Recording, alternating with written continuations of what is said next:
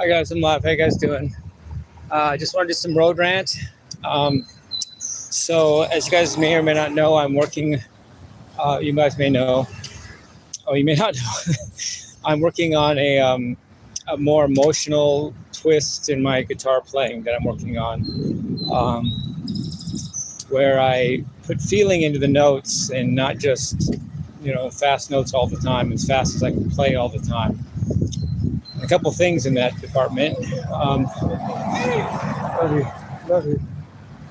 The moderator hit the nail on the head when he suggested this. He said to me, Mary, you're playing with the playing of David Gilmore of Pink Floyd. And that got through to me. It finally sunk in what he was talking about when he said that. Because I needed a concrete example, and none of the others were working. Like Hendrix isn't really, to me, Hendrix is a shredder, because when I grew up, he was the greatest guitar player in the world. To me, Clapton is just a blues guy. I'm not a blues person. I can't really relate to that nothing but the blues feeling. I just don't, that's just not my style. But when he said David Gilmore, that worked, because David Gilmore was a rocker, but yet he didn't shred.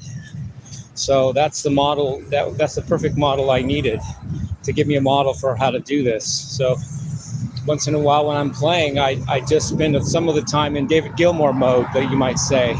And then I step back out of that into my own mode, and back and forth. I'm able to feel the notes better that way, because I have an anchor. I have someone concrete to relate it to, something to relate it to, which is David Gilmore's guitar playing. I can just, it made sense to me when he said that. I finally get what he's talking about, And that's cool to him. He thought of that. Second thing that's cool to him is that he actually did listen to some of my stuff lately, and he actually gave me some compliments. He actually said that I'm making some progress. I'm not where he wants me to be, but I'm making progress, which is helpful, because then at least I know I'm doing something right, which means I know that I can continue doing that with better vigor than if I don't even know what I'm doing or if it's working, so there's that.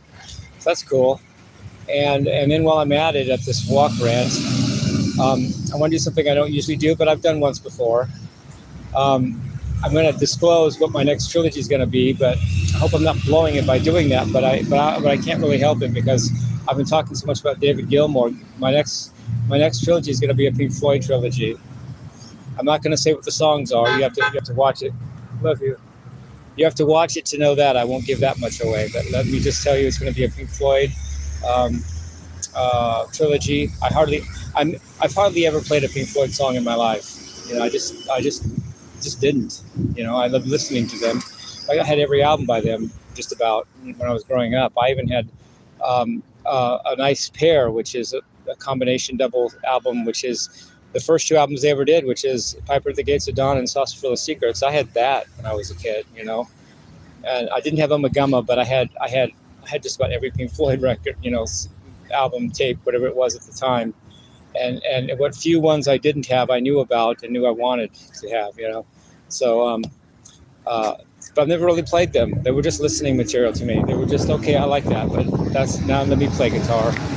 But now I can see the connection. And I'm scared. Sorry.